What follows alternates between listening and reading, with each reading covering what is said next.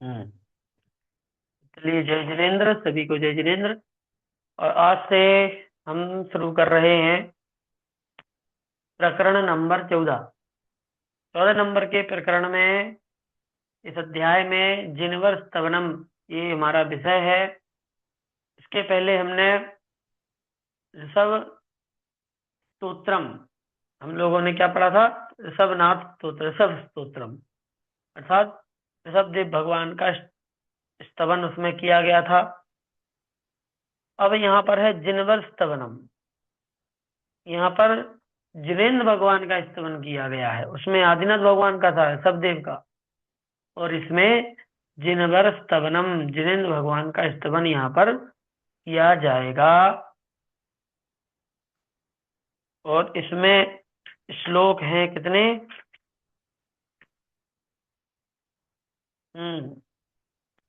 इसमें श्लोक है 34।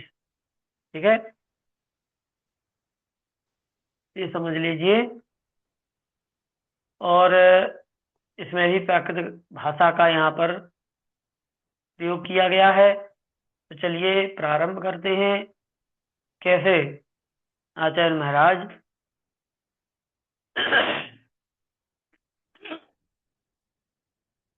जिनेन्द्र भगवान का स्तवन करते हैं। तो कहते हैं पहले श्लोक में कि हे जिनेन्द्र, आपका दर्शन होने पर मेरे नेत्र सफल हो गए तथा मन और शरीर शीघ्र ही अमृत से सींचे गए के समान शांत हो गए हैं।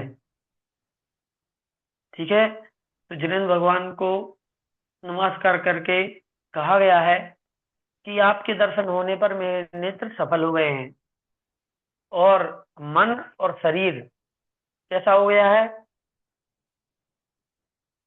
ऐसा हो गया है जैसे अमृत से सींच करके शांत कर दिया है। तो ऐसा बिल्कुल शांत मेरा मन हो चुका है। तो कहते हैं कि हे जैन, आपका दर्शन होने पर दर्शन में बाधा पहुंचाने वाला समस्त मोह, अर्थात दर्शन मोह रूप जो अंधकार है, इस प्रकार नष्ट हो गया कि जिससे मैंने यथावस्थित तत्व को देख लिया है, सम्यक दर्शनों को प्राप्त कर लिया है। ठीक है, तो यहाँ पर दर्शन के प्रति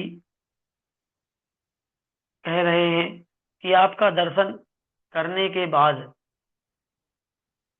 मेरे अंदर अब दर्शन दर्शन में बाधा पहुंचाने वाली जो अड़चन थी, दर्शन में बाधा पहुंचाने वाला जो कर्म था, दर्शन मोहनी कर्म, वो अब नष्ट हो गया है। अर्थात मोह रूपी अंधकार नष्ट हो गया है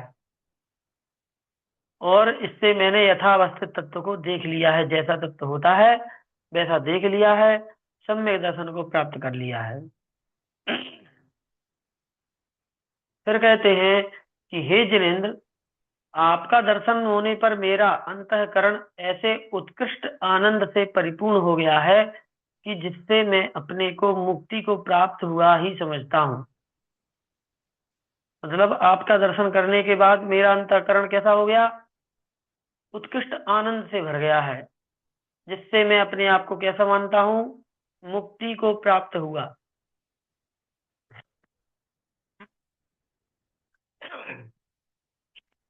मुक्ति को प्राप्त हुआ मानता हूँ। ऐसा लगता है कि जैसे मुझे मुक्ति प्राप्त हो गई है, अभी बिल्कुल मुक्त हो गया हूँ हर चीज से।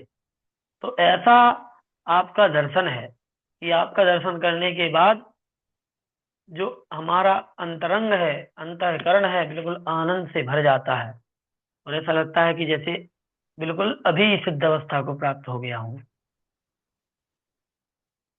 तो ये आपके दर्शन का ही चमत्कार है। हे जिनेन्द्र, आपका दर्शन होने पर मैं महापाप को नष्ट हुआ ही मानता हूँ। क्या? आपका दर्शन होने पर मैं महापाप को नष्ट हुआ मानता हूँ। मतलब आपके दर्शन करने से मेरे महापाप कैसे हो गए?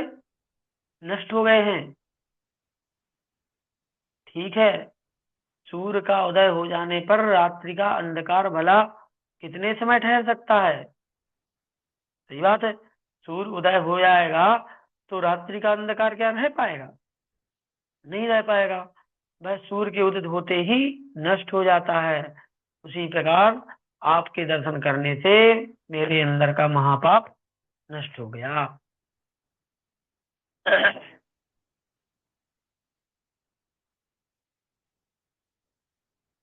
फिर कहते हैं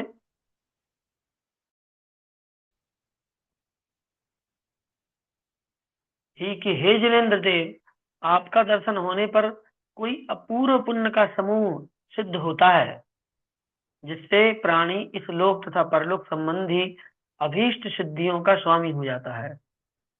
क्या कह रहे हैं कि भगवान आपके दर्शन करने के बाद एक अद्वितीय कोई अलग ही पुण्य संचित हो जाता है व्यक्तियों को।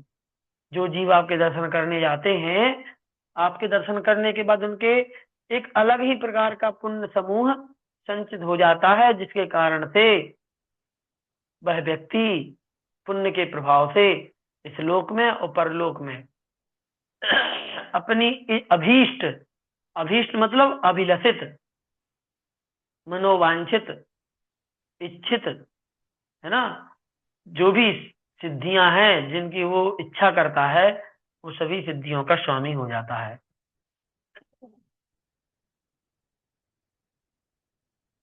फिर क्या कहते हैं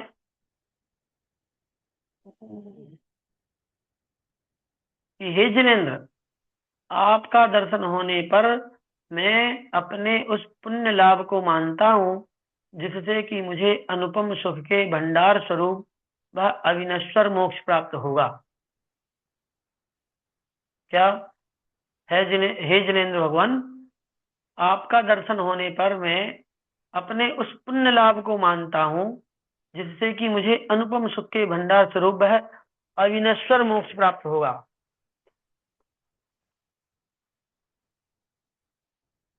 मतलब आपका दर्शन होने के बाद मैं ऐसा मानता हूँ कि मुझे ऐसा पुण्य का लाभ हो गया है, जिससे मुझे क्या होगा, सुख का भंडार स्वरूप। सुख का भंडार कहाँ है?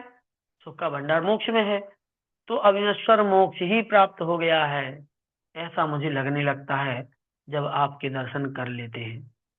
तो आपके दर्शन करने के बाद तो ऐसा लगता है कि जैसे कि यही मोक्ष हो गया। जो आनंद मोक्ष में प्राप्त होता है, वही आनंद मुझे यहीं पर प्राप्त होने लगता है, ऐसा यहाँ पर कहा जा रहा है। हे जिनेन्द्र, आपका दर्शन होने पर मुझे ऐसा उत्कृष्ट संतोष उत्पन्न हुआ है कि जिससे मेरे हृदय में इंद्र का वैभव भी लेस मात्र तृष्णा को नहीं उत्पन्न करता। क्या कहा? भगवान, आपका दर्शन होने पर मुझे ऐसा उत्कृष्ट संतोष उत्पन्न हुआ है कि जिससे मेरे हृदय में, मतलब आपका दर्शन करने के बाद अब मुझे इंद्र की पदवी भी नहीं चाहिए, इंद्र का वैभव ही नहीं चाहिए। मतलब इतनी संतुष्टि आ जाती है अंदर से कि इंद्र का वैभव भी तुच्छ लगने लगता है। उसके प्रति भी मेरी तृष्णा जो है ना, वो खत्म हो जाती है, उसकी भी इच्छाएं खत्म हो जाती हैं। मुझे इंद्र के वैभव की लालसा भी नहीं होती है। आपका दर्शन करके मन में इतनी जो है ना तृप्ति आ जाती है, अपने आप से संतुष्टि हो जाती है। तो ऐसा आपके दर्शन का ही प्रभाव है भगवान। फिर आगे कहते हैं कि हे जिनेन्द्र, रागादि विकारों से रहित एवं अतिशय शांत ऐसे आपका दर्शन होने पर जिसकी दृष्टि हर्ष को प्राप्त नहीं होती है, उसके नवीन जन्म का नाश नहीं हो सकता, अर्थात उसकी संसार परंपरा चलती ही रहेगी। क्या कहा कि आप का दर्शन करने के बाद क्या होता है? क्योंकि आप तो राग द्वेष से रहित हैं, रागादि विकारों से रहित हैं, शांत हैं, तो ऐसे आपके स्वरूप का दर्शन करने के बाद हमारी दृष्टि कैसी होती है? हर्ष को प्राप्त होती है। लेकिन जिसकी दृष्टि हर्ष को प्राप्त नहीं होती, उसके नवीन जन्म का नाश नहीं हो सकता। मतलब नई, फिर से नया जन्म लेना पड़ेगा, अर्थात उसको मुक्ति प्राप्त नहीं हो सकती। हम्म मतलब आपके दर्शन करने के बाद जिसके अंदर खुशी उत्पन्न नहीं हो रही है, इसका मतलब है कि उसका अगला जन्म जो है ना, नए नए जन्म होने की जो परंपरा है वो खत्म नहीं होगी, वो चलती ही रहेगी, अर्थात संसार चलता रहेगा।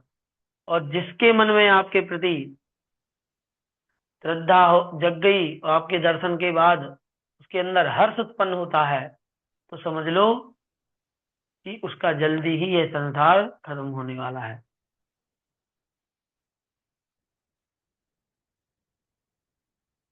फिर कहते हैं, हे कि जिनेन्द्र, आपका दर्शन होने पर यदि मेरा हृदय कभी दूसरे किसी महान कार्य से व्याकुल होता है, तो वह पूर्वोपार्जित कर्म के दोष से होता है। ठीक। क्या? आपका दर्शन होने पर यदि मेरा हृदय कभी दूसरे किसी महान कार्य से व्याकुल होता है, मतलब आपका दर्शन कर लिया, फिर भी किसी दूसरा महान कार्य है जिससे मन व्याकुल हो रहा है, इसका मतलब है कि वह पूर्वोपार्जित कर्म के दोष से होता है। पुराने कर्म इतने तेज हैं, पुराने कर्म इतने तीव्र और तेज हैं कि जिसके कारण से मेरा मन व्याकुल हो रहा है। मतलब पिछले कर्म, जो पुराने कर्म हैं, वो बहुत ज्यादा अ, अनुभाग शक्ति वाले हैं, जिसके कारण से आपके दर्शन होने पर भी जो है मेरा हृदय है वो व्याकुल हो रहा है। ठीक। क्योंकि हमारे कर्म जो है ना, वो बहुत ज्यादा शक्ति वाले हैं।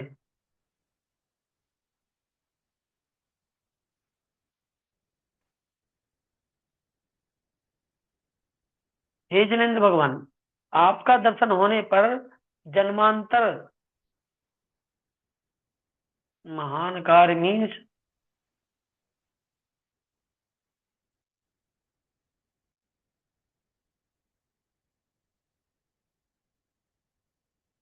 महान कार्य मतलब कोई बड़ा काम, है ना। मतलब कोई किसी कोई पिछला कर्म जो है वो उदय में आता है, तो उदय में आने से कोई बड़ी घटना घटित होती है। ठीक है।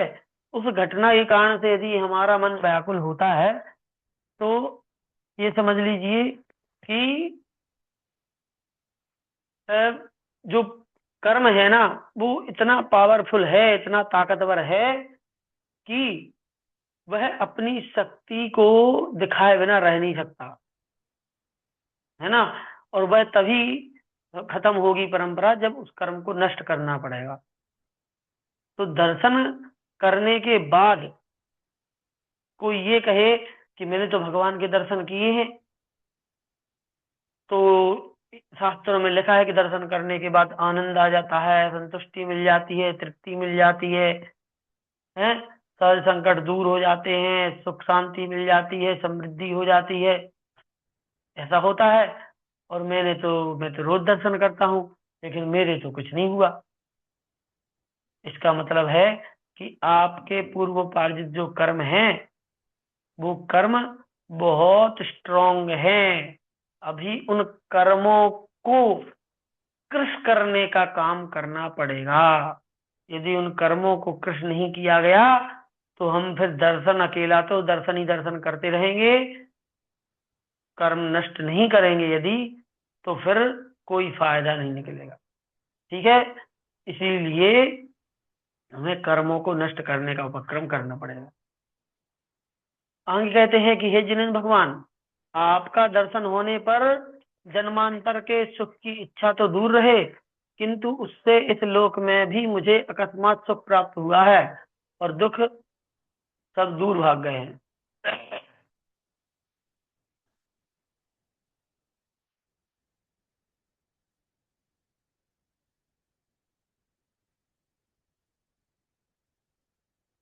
हम्म।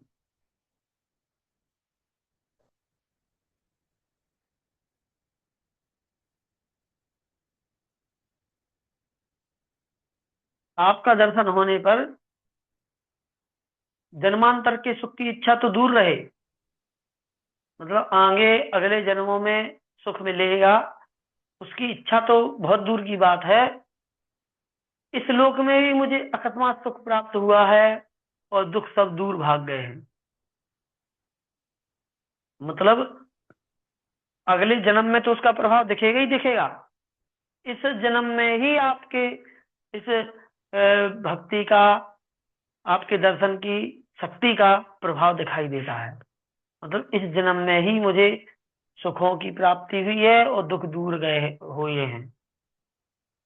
तो अगले जन्म में मिलेगा उसकी तो बात बहुत दूर की है, इसी जन्म में मुझे इसका फल नजर आया है, दिखाई दिया है या अनुभव में आया है। तो आपके दर्शन का फल मैंने अनुभव किया है इसी भाव में, ऐसा वो कह रहे हैं। हे जिनेन्द्र भगवान, आपका दर्शन होने पर शेष सभी दिनों के मध्य में आज के दिन सफलता का पट्ट बांधा गया है। क्या? आपका दर्शन होने पर शेष सभी दिनों के मध्य आज के दिन सफलता का पट्ट बांधा गया। आपका यह है कि इतने दिनों में आज का यह दिन, मेरा दिन सफल हुआ है। क्यों? क्योंकि आज मुझे चिर संचित पाप को नष्ट करने वाला आपका दर्शन प्राप्त हुआ है। ठीक है, मतलब चिर संचित, लंबे समय से संचित कर्मों, पाप कर्मों को नष्ट करने का यह अवसर जो है वह आपके दर्शनों से प्राप्त हुआ है।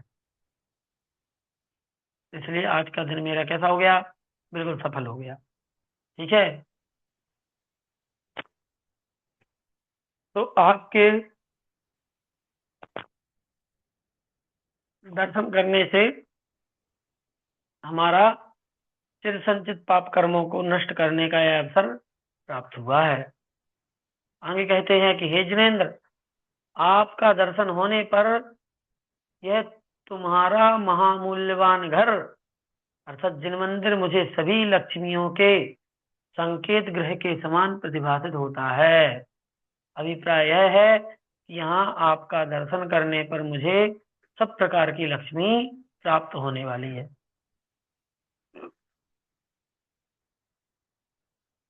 सब प्रकार की लक्ष्मी प्राप्त होने वाली है। तो हे भगवान, तुम्हारा यह मंदिर जो है, जहाँ तुम विराजमान हो, वह मंदिर सभी लक्ष्मियों का संकेत ग्रह समान लगता है, प्रतिभासित होता है। सभी लक्ष्मियों का संकेत ग्रह है ना। और यहाँ आपका दर्शन करने पर मुझे ऐसा लगता है कि सारी लक्ष्मियां आपके दर्शन से प्राप्त हो गई हैं। तो आपका दर्शन ही महत्वपूर्ण है, मुख्य है।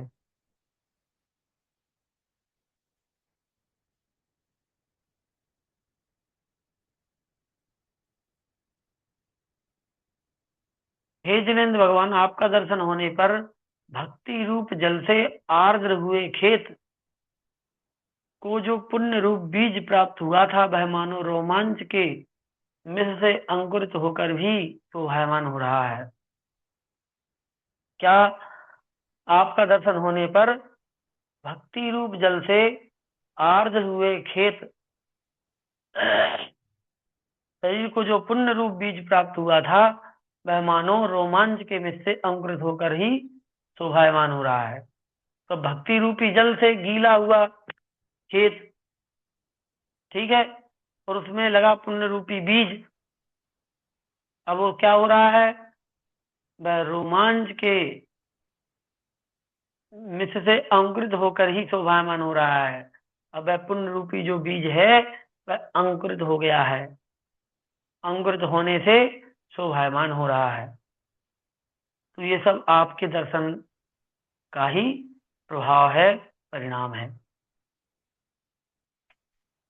हे जिनेन्द्र, सिद्धांत रूप अमृत के समुद्र एवं गंभीर ऐसे आपका दर्शन होने पर कौन सा बुद्धिमान मनुष्य रागादि दोषों से मलिनता को प्राप्त हुए देवों को मानता है? अर्थात कोई भी बुद्धिमान पुरुष उन्हें देव नहीं मानता, है ना। तो हे जिनेन्द्र भगवान, आप कैसे हो? अमृत के समुद्र हो, गंभीर हो।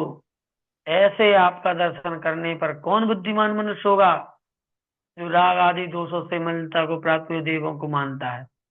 मतलब रागी दोषी देवताओं को कौन मानेगा आपके दर्शन करने के बाद? तो कोई बुद्धिमान तो बिल्कुल नहीं मानेगा।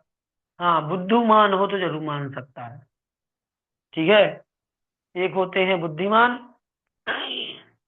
और एक होते हैं बुद्धुमान, बुद्धू।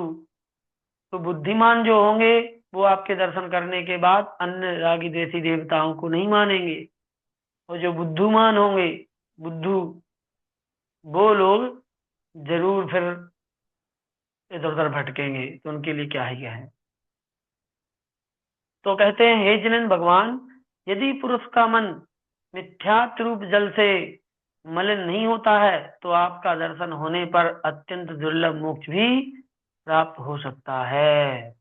पुरुष का मन यदि क्या होगा, मिथ्यात्व रूप मल से मलिन नहीं होता है तो आपका दर्शन होने पर अत्यंत दुर्लभ मोक्ष भी प्राप्त हो सकता है।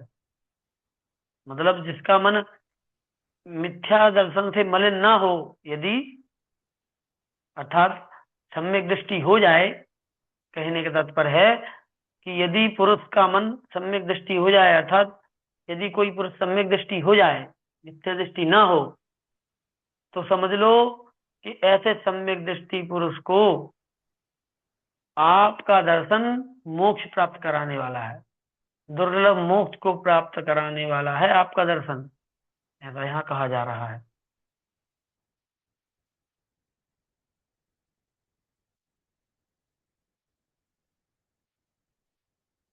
हे जिनेन्द्र भगवान, चर्ममय नेत्र से भी आपका दर्शन होने पर वह पुण्य प्राप्त होता है जो कि भविष्य में केवल दर्शन और केवल ज्ञान रूप नेत्रों को उत्पन्न करता है। इन चर्ममय नेत्र, चर्ममय नेत्र मतलब इन चमड़े की आंखों से, इस मांस की आंखों से आपका दर्शन यदि होता है तो उससे क्या होता है, पुण्य प्राप्त होता है। और वह पुण्य कैसा है, वह भविष्य में केवल दर्शन और केवल ज्ञान रूप नेत्रों को उत्पन्न करता है। मतलब अभी तो ये चर्ममय आंखें हैं, लेकिन इन चर्म की आंखों से यदि आपका दर्शन कर लेते हैं तो उस दर्शन से इतना पुण्य संचित हो जाता है कि भविष्य में हम केवल ज्ञान और केवल दर्शन रूप नेत्रों को प्राप्त कर लेते हैं, और हम क्या करते हैं, केवल ज्ञान केवल दर्शन रूप आंखों को प्राप्त करके और संसार की समस्त वस्तुओं को देखने के योग्य हो जाते हैं।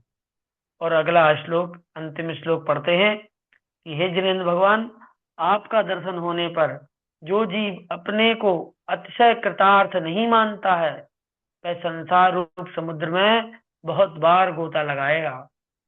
क्या करेगा, संसार रूप समुद्र में बहुत बार गोता लगावेगा। इसलिए हम तो आपकी शरण में आ चुके हैं, आपका दर्शन कर चुके हैं और अपने आप को कृतार्थ मानते हैं। ठीक है, तो चलिए आज की कक्षा को यहीं पे समाप्त करते हैं। 17 श्लोक कर लिए, कल और 17 करेंगे तो ये चैप्टर खत्म हो जाएगा। चलिए, जय बोलिए द्वारकांग जनवाणी माता।